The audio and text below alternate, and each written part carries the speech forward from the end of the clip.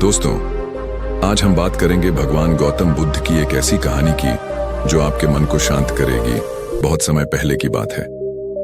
भारत के एक छोटे से गांव में आरव नाम का एक युवक रहता था। बाहर से देखने में उसकी जिंदगी ठीक थी, घर, परिवार, काम सब कुछ था। लेकिन उसके भीतर एक तूफान चलता रहता था। उसे छोटी छोटी बातों पर गुस्सा आ जाता था। रात को नींद नहीं आती थी। भविष्य की चिंता, बीते हुए कल का पछतावा, उसका मन कभी शांत नहीं रहता था। एक दिन उसने अपनी माँ से कहा, माँ, क्या कोई ऐसी दवा है जिससे मन शांत हो जाए? माँ मुस्कुराई और बोली, बेटा, मन की शांति दवा से नहीं, समझ से मिलती है।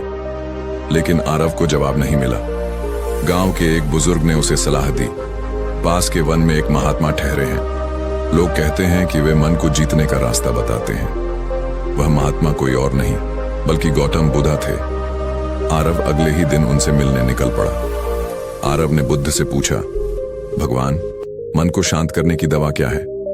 बुद्ध मुस्कुराए और बोले, दवा बाहर नहीं, भीतर है। पहले बैठो और शांति से अपनी सांसों को देखो।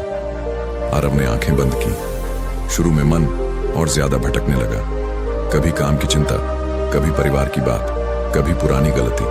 वह बोला, मेरा मन तो और ज्यादा भाग रहा है। बुद्ध ने कहा, मन का स्वभाव ही भागना है। तुम्हारा काम उसे पकड़ना नहीं, बस देखना है।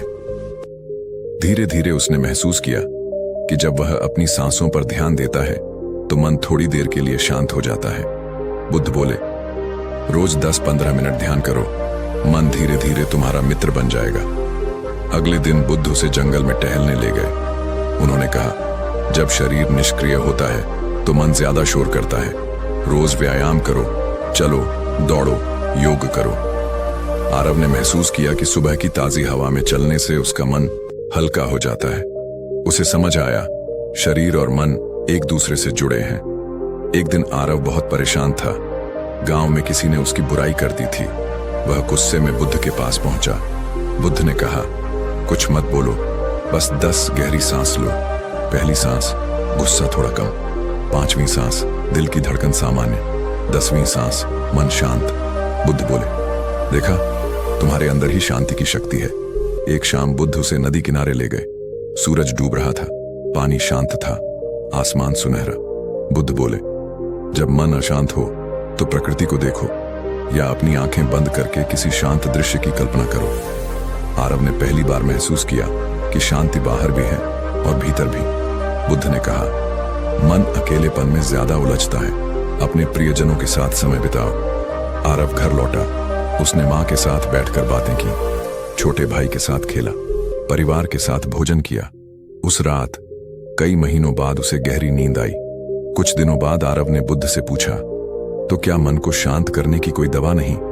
बुद्ध बोले, दवा है, लेकिन वह गोली नहीं है।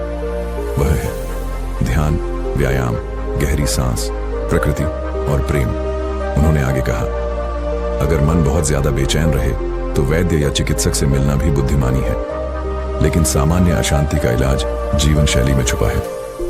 कुछ महीनों बाद गांव वालों ने देखा, आरव बदल चुका था। अब वह छोटी बातों पर गुस्सा नहीं करता था।